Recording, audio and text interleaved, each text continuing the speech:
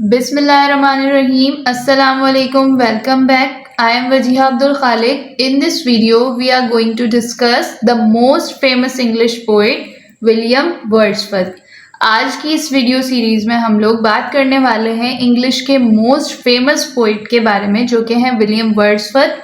इनके बारे में आपने सुना होगा कि इन्हें हम पोइट ऑफ नेचर के नाम से भी जानते हैं. सबसे पहले इनकी अर्ली लाइफ को डिस्कस करते हैं, फिर इनकी प्रोफेशनल लाइफ को डिस्कस करेंगे. वन बाय वन इन सब चीज़ों को डिस्कस करेंगे और देखेंगे कि इन्होंने किस तरह की पोइट्री की कि इन्हें पोइट ऑफ नेचर कहा गया. तो सबसे पहले जो है विलियम वर्ड्सवर्थ पैदा हुए 7 अप्रैल 1770 में कुकरमाउथ नाम की जगह पर, जिसे हम लेक डिस्ट्रिक्ट के नाम से भी जानते हैं. ये आपके लिए इजी होगा कि आप लेक डिस्ट्रिक्ट के नाम से इसे याद रख लें. इन्हें पोइट ऑफ लेक डिस्ट्रिक्ट भी कहा जाता है. इनकी सिस्टर का नाम था डोरोथी.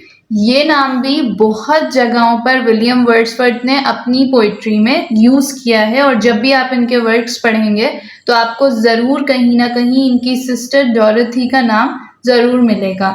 उन्होंने सेंट जॉन्स कॉलेज कैम्ब्रिज से पढ़ाई की थी और अपनी ग्रेजुएशन कंप्लीट करने के बाद वो 1791 में फ्रांस चले गए थे, और फिर 1792 में वो कुछ फाइनेंशियल इश्यूज की वजह से वापस आ गए थे. विलियम वर्ड्सवर्थ की ज़िंदगी पर सबसे ज़्यादा इन्फ्लुएंस जो है वो फ्रेंच रेवोल्यूशन ने डाला था. यानी फ्रेंच रेवोल्यूशन इनकी ज़िंदगी पर सबसे ज़्यादा असरअंदाज हुआ था. इनकी वाइफ जो थी उनका नाम था मैरी हचिंसन, जिनसे इन्होंने 1802 में शादी की थी. विलियम वर्ड्सवर्थ ने अपना कैरियर एज अ पोइट बाकायदा स्टार्ट किया 1793 में. उन्होंने बाकायदा तौर पे पोइट्री लिखना शुरू कर दी. फिर 1795 में उनकी मुलाकात हुई एसटी कॉलेरिज से, जिनकी कोलैबोरेशन से इन्होंने एक वर्क पब्लिश किया 1798 में, जिसे कहते हैं लिरिकल बैलेड. लिरिकल बैलेड सिर्फ एक पोम नहीं थी बल्कि कलेक्शन ऑफ पोम्स था, जिसमें एसटी कॉलरिज के वर्क्स भी मौजूद थे, यानी इनकी पोइट्री भी मौजूद थी और विलियम वर्ड्सवर्थ की पोइट्री भी मौजूद थी. लिरिकल बैलेड के पब्लिश होने की वजह से, यानी 1798 में लिरिकल बैलेड की वजह से रोमांटिक एज की स्टार्टिंग हुई. रोमांटिक एज अब क्या है ये एक अलग सवाल है, लेकिन जब आप इंग्लिश लिटरेचर को पढ़ते हैं तो वहाँ पर आपको डिफरेंट एजेस पढ़ने को मिलती हैं, जिसमें विक्टोरियन एज भी शामिल है, रोमांटिक एज भी शामिल है, प्योरिटन एज भी शामिल है. तो जब आप थोड़ा डिटेल में जाएंगे तो फिर रोमांटिक एज आपको समझ आ जाएगी. लेकिन यहाँ पर बस आपने इतना याद रखना है कि लिरिकल बैलेड्स के पब्लिश होने की वजह से जो है रोमांटिक एज की बिगनिंग हुई थी. लिरिकल बैलेड जो है वो एक एक्सपेरिमेंट था एसटी कॉलरिज और विलियम वर्ड्सवर्थ का, जो कि उन्होंने किया था क्योंकि वो देखना चाहते थे कि लोगों में उनकी जो पोइट्री है, उनका जो वर्क है वो मशहूर होता है या नहीं. लेकिन उस एरा में उनका जो ये वर्क था लिरिकल बैलेड वो बहुत ज़्यादा मशहूर हुआ था, और उसके बाद उसके 3 मज़ीद एडिशंस भी आए थे. फर्स्ट जो इनका एडिशन था लिरिकल बैलेड, इसमें कोई भी प्रीफेज नहीं था, लेकिन 1800 में इसकी सेकंड एडिशन पब्लिश हुई, जो कि थी preface to the lyrical ballad, और इसे भी विलियम वर्ड्सवर्थ ने ही लिखा था. फिर इसका थर्ड एडिशन 1802 में पब्लिश करवाया गया, और फिर फोर्थ एडिशन 1805 में पब्लिश करवाया गया. अब जैसा कि मैंने आपको पहले बताया कि जो लिरिकल बैलेड है वो कलेक्शन ऑफ पोम्स थी, यानी उसके अंदर बहुत सारी पोइट्री मौजूद थी, और वो एसटी कॉलरिज और विलियम वर्ड्सवर्थ दोनों का ही कोलैबोरेशन वर्क था, यानी दोनों ने साथ मिलकर लिखा था.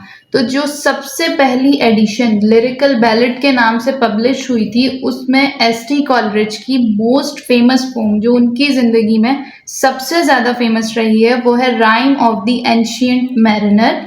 और विलियम वर्ड्सवर्थ की मोस्ट फेमस पोम है टिंटन एबे.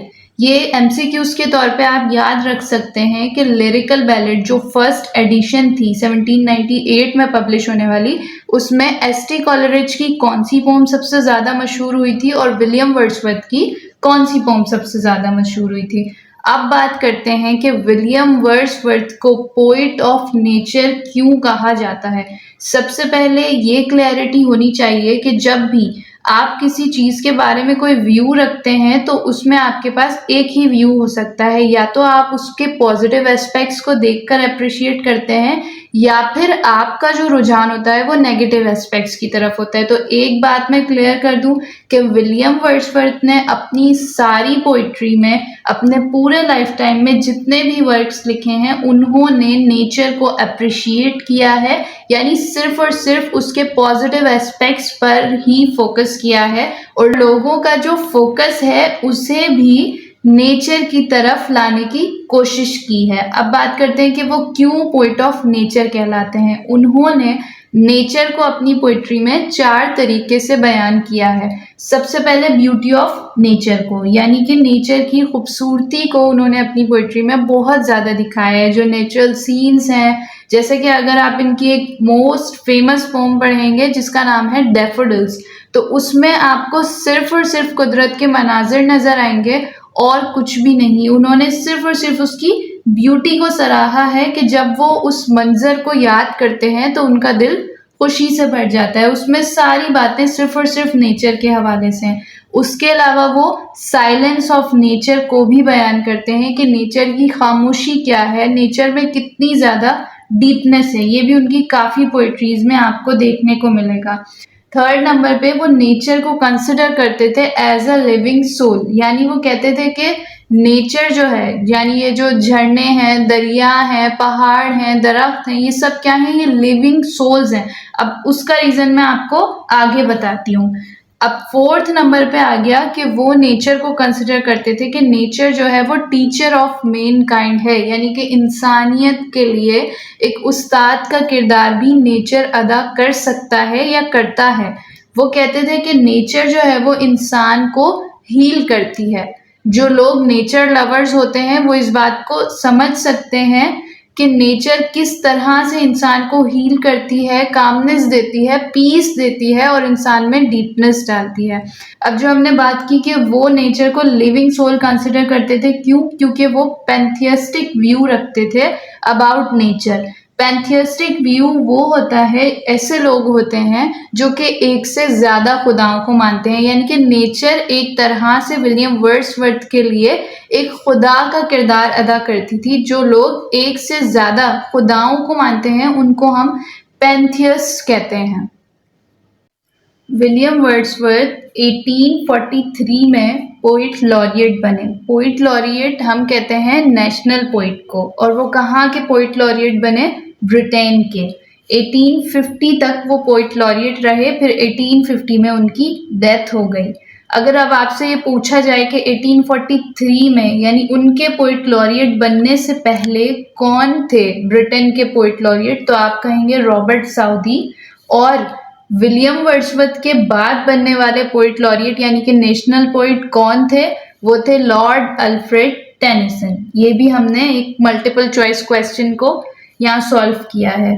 उसके बाद एक ऐसा वर्क जो उनकी बायोग्राफी के बारे में बताता है, यानी कि विलियम वर्ड्सवर्थ ने अपनी ज़िंदगी में एक ऐसा वर्क भी लिखा था जिसमें उनके काफ़ी ज़्यादा लाइफ के हिस्सों को कवर किया गया है। उन्होंने अपनी ज़िंदगी की काफ़ी ज़्यादा चीज़ें बताई हैं, उसे हम उनकी सेमी ऑटोबायोग्राफी कहते हैं, जिसका नाम है द प्रिल्यूड।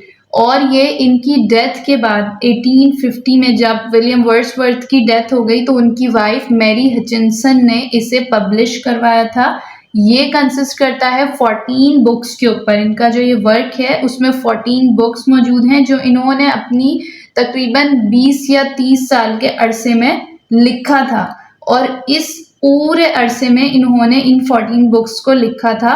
और इसमें मौजूद है उनके बचपन के जितने भी उन्होंने एक्सपेरिमेंट्स किए थे, या बचपन में जो भी चीज़ें, जो भी वाक़यात उन्होंने देखे हैं, और नेचर के बारे में ज़्यादातर मौजूद है। फिर वो अपनी कॉलेज लाइफ को भी इसके अंदर डिस्कस करते हैं, उनकी ग्रेजुएशन के बाद क्या हुआ, उस सब चीज़ों को बताते हैं, और कैसे उनका माइंड जो है वो पोइट्री की तरफ गया। सब चीज़ों को उन्होंने अपने वर्क द प्रिल्यूड में डिस्कस किया है और कम्प्लीटली बताया है।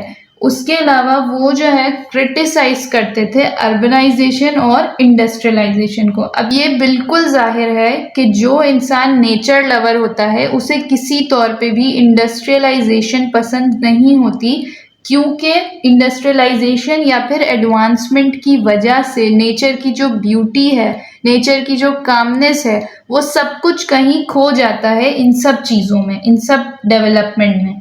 उसके अलावा उन्होंने अपनी ज़िंदगी में एक प्ले लिखने की भी कोशिश की थी, जिस प्ले का नाम है द बॉर्डरर्स। तो आज का ये पूरा लेक्चर था जिसमें हमने विलियम वर्ड्सवर्थ की लाइफ को डिस्कस किया, उनकी पोइट्री कैसी थी, उन्होंने कैसे पोइट ऑफ नेचर अपने आप को कहलवाया, कैसे उनको पोइट लॉरिएट बनाया गया और क्या क्या उनके वर्क्स है, वो सब कुछ हमने डिस्कस किया।